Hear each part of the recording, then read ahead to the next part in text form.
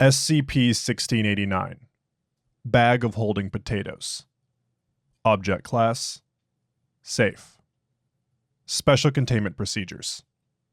SCP-1689 is currently under restricted access in Area Redacted, Medium-Sized Artifact Storage, Compartment Redacted. SCP-1689 is to be stored tied shut, with its mouth facing upwards at all times. Access is limited to Level 3 personnel, with the exception of site cooking staff. Exploratory access to SCP-1689-A requires approval from a Level 4 personnel. All expeditions must be documented with a complete manifest of equipment and staff to enter. Enzymatic Compound 13 has been developed to aid in exploration of SCP-1689-A. Proposals to establish a mobile site in SCP-1689-A are currently under review. Description: SCP-1689 is a burlap bag of potatoes. In its stable state, SCP-1689 weighs 40 to 50 kilograms and contains approximately 200 common agricultural potatoes, tubers of Solanum tuberosum. SCP-1689 is made of brown, roughly woven jute. The interior of SCP-1689 is vastly larger than its exterior, and is designated SCP-1689-A. SCP-1689-A is a large extra-dimensional space of undetermined volume, measured to be at least 10,000 cubic meters, but believed to be much greater, completely filled with potatoes. Exploration of SCP-1689-A is largely incomplete due to the high degree of obstruction. For more information, please see Addendum 2, Exploration Log 1689-1. When portions of SCP-1689-A are empty, nearby potatoes experience an abnormal form of growth, characterized by tumor-like bulges emerging and eventually splitting into fully sized independent potatoes. The rate of growth is roughly exponential, with a doubling period of approximately 2 hours. This effect also applies to normal potatoes introduced to SCP-1689, as well as similar edible tubers or roots, such as yams and sweet potatoes, although none have been found to occur within SCP-1689 naturally. Addendum 1689-1 SCP-1689 was recovered from Krysovo, a small village of approximately 200 people in northern Siberia. A Russian official reported on the 2nd of June 2000 redacted that Krysovo had made no outside contact in 4 decades and had no surrounding farmland. The reports were confiscated and investigated by the Foundation, at which point it was discovered that the village had been using SCP-1689 as its sole food source for well over a century. As a result, the villagers were suffering from extreme calcium and iron deficiencies. No one in the village was able to recall how they had come into possession of SCP-1689, only that it had been there since before the Reds, and that it was a gift for working hard. SCP-1689 was subsequently transported to Area Redacted, its current location. Addendum 1689-2 Currently only one fully equipped expedition into SCP-1689-A has taken place. Authorized personnel may view the mission log of Captain Cameron Wells.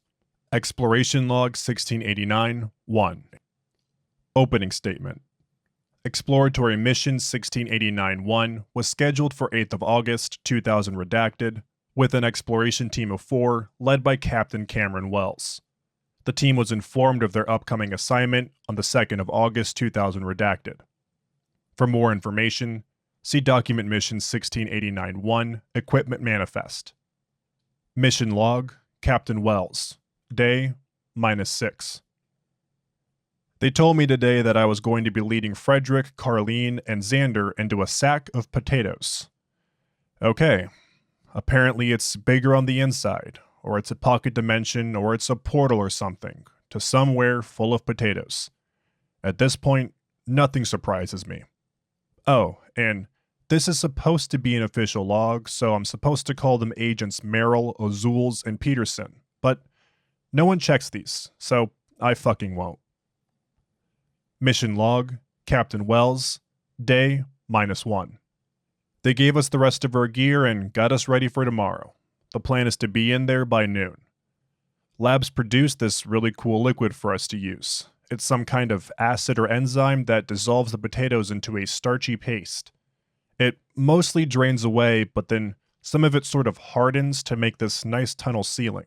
It's actually scary how fast it works, and we have to wear skin protection so it doesn't get on us. With spray nozzles, we can carve our way straight into potatoes. Mission log, Captain Wells. Day 0. It was pleasant to find they had already cleared out a small room on the other side of Skip 1689, made of plywood. It was certainly weird crawling into a bag and coming out into a totally different room, but again, nothing surprises me. We actually didn't see any potatoes right away. Then we opened up the excavation door and yep, wall of potatoes. Potatoes above, in front, and below. We decided to cut a roughly 2 by 2 meter tunnel straight forward. Compasses don't work here, but there isn't a very good chance of getting lost because we can always find our way back from the radio signal. Mission log, Captain Wells, Day 1. Excavating slow work. We can clear out about 30 meters an hour. That sounds glacial, but it's 120 cubic meters of potato, and that's a kilometer in 2 days if we make good effort. And it isn't that hard. 2 of us spray and 2 of us shovel away the goop. Every 100 meters or so, we put up some support beams. Whoever invented this enzyme is a genius. Mission log, Captain Wells. Day 2. God, I hate the odor of this stuff. I actually like the smell of potatoes, but because of the enzyme, this place smells like vomit. I'm sick of it already. Fuck. Mission log, Captain Wells. Day 5. We accidentally spilled some enzyme on the ground today, and turns out we were only like a meter off this concrete floor. Command's really surprised. This is the first thing other than potatoes they found. Cool. We decided to just start going on the floor. It's not too inconvenient, and it's nice to have solid footing. Mission log, Captain Wells, Day 8. Did you know that the word spud comes from digging with a spade to make the hole you plant them in? Carlene did, and she made sure we all did too. And then she repeated the word spud to herself all day while we were excavating. Mission log, Captain Wells, Day 9. This is hardly even agent work. Why don't they have D-Class doing this? Mission log, Captain Wells, Day 11. Tomorrow we're on our own. It's becoming too inefficient to resupply us every few days, so Command's providing us with 2 months of MREs and tanks of more than enough enzyme to last that long. If we haven't found anything after that, they say, then the mission will be abandoned. Obviously, we'll still have radio contact. Mission log, Captain Wells, Day 12. It's nice being alone with the team. At night, it's almost like camping. Yeah, camping in a weird cavern. Made of spuds. Mission log, Captain Wells, Day 16. Out of the blue, something interesting happened. We found a wall today. It's made of the same material as the floor. The base floor, not the starch stuff. Concrete. It runs at an angle 20 degrees to our tunnel's perpendicular. Command told us to follow it, as it's not like there's anything else interesting going on. Mission log, Captain Wells. Day 19. So, concrete floor and concrete walls. Today, Frederick got thinking, and sure enough, concrete ceiling. This whole time it's been about 3 meters above us. Which means that the whole time we've been inside of a building. A huge building. If we can map it out, we can probably find the exit and discover where in the world this potato hell is. Mission log, Captain Wells. Day 28. Xander says it potato. What the fuck? How have I not heard him say it until now? It's been 4 weeks surrounded by potatoes, and he hasn't said the word until now. He's the first person I've met who actually says it like that. Mission log, Captain Wells. Day 36.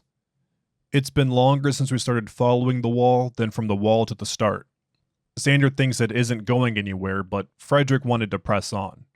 Command deferred to me, and, well, I don't want the last month to have been pointless. We'll go on for another 3 kilometers, at least. Mission log, Captain Wells. Day 38. Today we decided to blow a fucking hole in the wall.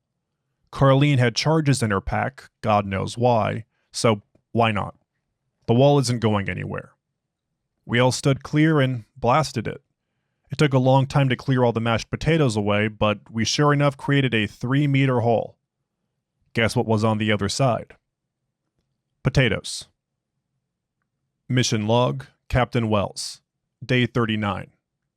We started excavating through the hole we made, and it turns out it actually is different outside. It definitely is outside. The ground is dirt and extremely dead grass. That means this thing isn't anywhere on Earth. I guess the building was some kind of gigantic warehouse. We've been hearing these sort of faint rumblings ever since we blew the charges. Xander's starting to go wily about it, but as far as we can tell, nothing's happened. Mission log, Captain Wells. Day 43. How high up do these potatoes go? If we're outside, then there's no vertical clearance, so does it go all the way up into the atmosphere? Is this whole universe filled with potatoes? It's so weird thinking we're outside. It doesn't feel any different from being inside the building. It's like we're underground.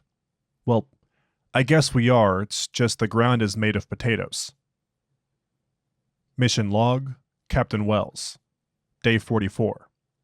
We found an actual tree. A dead one, surrounded by potatoes, but a tree rooted in the ground nonetheless. We had to be careful about it because the enzyme chews it up, but we managed to fully uncover it. Its branches were sort of weird, splitting at these perfect 30-degree angles, but overall it looked pretty normal. The lab had me collect a bark sample. It totally made the outside fact real. What is this place? Mission log, Captain Wells. Day 48. Xander was worried about the rumbles we've been hearing, so he turned back to look. Turns out about 100 meters of our tunnel is caved in. Command didn't know either. They said they'd start digging us out from the other side, and that it was my choice if I wanted to keep excavating. Frederick and Carlene wanted to continue, so continue we do, listening to Xander complain. I didn't sign up for this shit. Yeah, no shit. The Foundation didn't exactly know you were going into the realm of taters when they recruited you. It's not the kind of thing you put in the fine print just in case. Mission log, Captain Wells. Day 51. We keep finding more weird shit. Frederick uncovered this twisted bicycle and got super psyched about it. I knew there had to be humans here before because of the building, but it didn't really occur to me until I saw the bicycle. Jesus. Mission log, Captain Wells. Day 55. Fuck. I'm an awful captain. There was another big rumble today. A huge cave-in. We nearly got crushed, but somehow we all managed to take safe refuge under the tree branches. This time we lost contact with command. We can still detect some faint radio transmissions, but it's too staticky for correspondence. Obviously, I made the call to turn back, but we have no idea how bad it is. It could take weeks to get out. Fuck, I should have turned back. Mission log, Captain Wells. Day 62. Frederick told us today that we should have brought an Irishman. I told him he was an asshole. He was chuckling about it all day long. What an absolute prick. Mission log, Captain Wells. Day 65. We ran out of food rations today. Xander freaked out and started saying we were going to starve until I told him he was a fucking idiot. Mission log, Captain Wells. Day 67. We should have brought a goddamn spice kit. Carlene actually had cooking equipment in her pack, God knows why, so we can prepare the potatoes a couple of different ways. But it's still potatoes. My taste buds are starting to shut down. This is gonna take forever.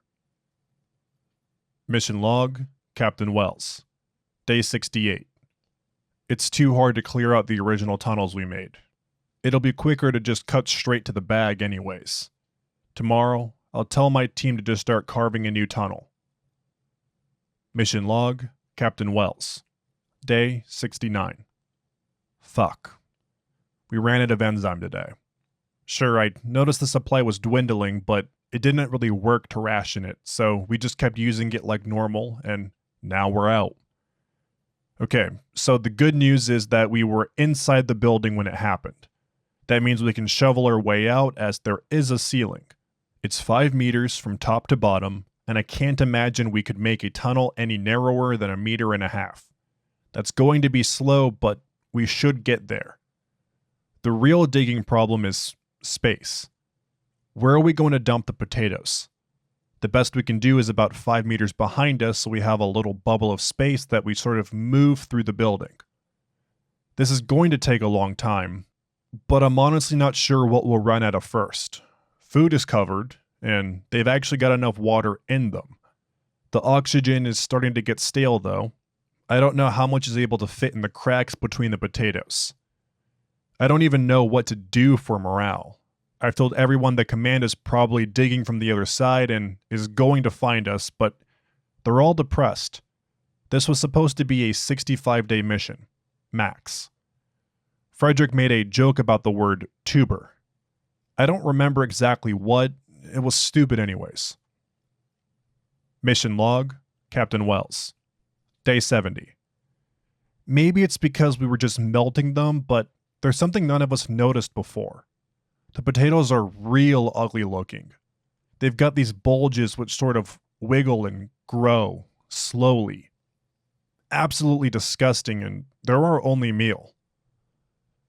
Mission log, Captain Wells. Day 71.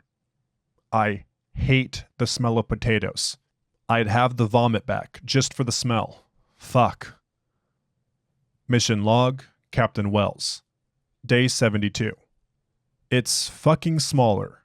Our bubble of space is smaller, and it's because of more fucking potatoes. Our area wasn't precisely dimensioned or anything, but Carlene was the first to mention it when we woke up, and suddenly it's obvious to everyone. The whole area has shrunk a good 10 cubic meters. What the fuck? Mission log, Captain Wells. Day 73. I was paying attention today. Those ugly bulges, they actually get big fast, and when they get to be the size of a potato, they split off. That's where all the potatoes are coming from. Our area got even smaller today. Mission log, Captain Wells. Day 74. We're running out of space and time. There's barely enough room to work anymore. We're knocking elbows and shoulders while we shovel. Fucking taters. Fucking spuds. Fucking yams. Fucking tubers. Fucking roots. I swear, they'll kill me while I'm sleeping, and I'll have a potato fucking stuffed down my throat. Mission log, Captain Wells. Day 75. All day long, Xander whining, shut the fuck up. I hate the dark too. We all hate the dark and the yellow lamps and the brown potatoes and the tasteless food. We all hate it, okay? Okay? It's not like I can yell at the team. I keep them all going. I'm the captain. Captain Wells, Potato Commander. I keep it together, and I vent it all in these fucking logs. Mission log, Captain Wells. Day 76. I can't breathe. I can't fucking breathe, and there's no room to shovel. Fuck, fuck, fuck. Mission log, Captain Wells. Day 78. I feel like I'm breathing inside someone else's lungs, who's already exhaled so there's nothing but carbon dioxide. No one can even speak while we're working. We're dead within the week. Death by potatoes. Concluding statement. On November 3rd, 2000 redacted, Mission Captain Wells and Agents O'Zools, Merrill, and Peterson connected with the secondary excavation team. Although they were suffering from oxygen deficiency and a deteriorated mental state, all team members fully recovered within 3 weeks. Captain Wells declined to write a post-mission summary. Thank you for listening to SCP-1689, Bag of Holding Potatoes, and its accompanying Exploration Log 1689-1, both written by Llama66613. If you enjoyed this SCP, please like and subscribe, and follow the link in the description to the SCP Wiki, and vote it up to support it and the SCP Wiki as a whole.